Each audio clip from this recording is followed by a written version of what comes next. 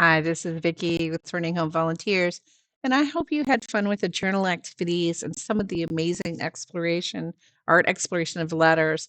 Well, this week we're going to actually start things off with a cute little game that helps with numbers and movement up and down.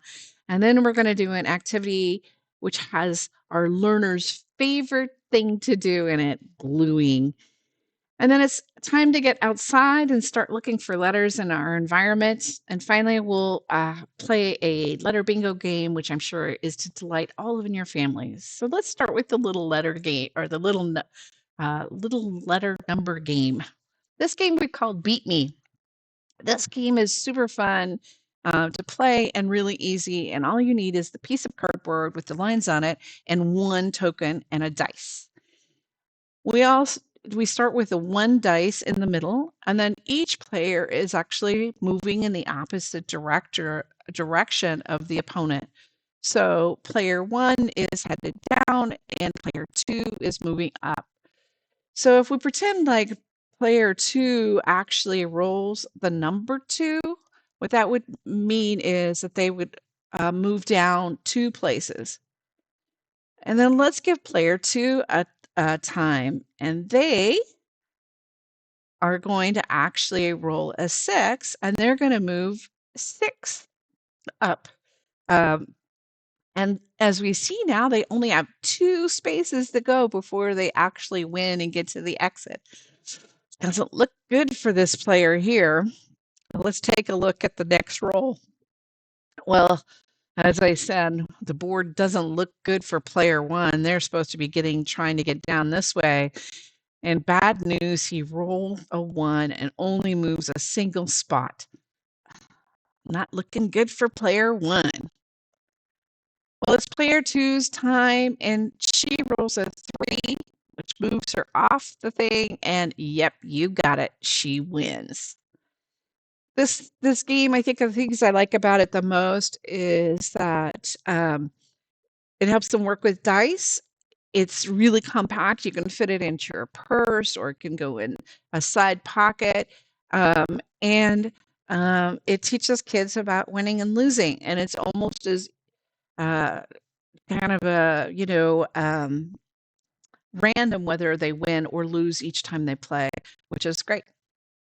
Our next activity is activity number 10, and it is glue me. I can't think of any task which delights this age group more than actually gluing things.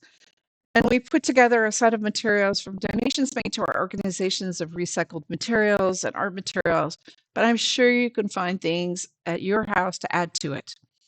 We have provided a really big piece of cardboard to glue to, and we can't wait to see what your learner actually makes. We did a bunch of things here, so I'm sure you'll recognize some of these things that we've set out before. But here's some other ideas that have come from other preschool teachers, which I thought you might enjoy. Our next activity is activity number 11.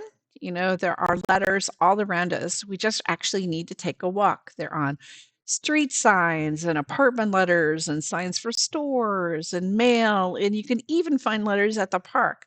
So get your crayons or markers and have your learner go out with you to find letters. When they do find them, all they need to do is trace them on their phone.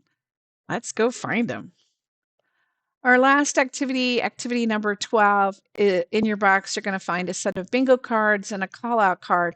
The call-out card looks like this, and it just has a set of the letters, but there are 4 bingo cards, each of them different, so you can all play this game together. The caller actually just calls off a letter and then puts a token over it so that they don't call that letter again.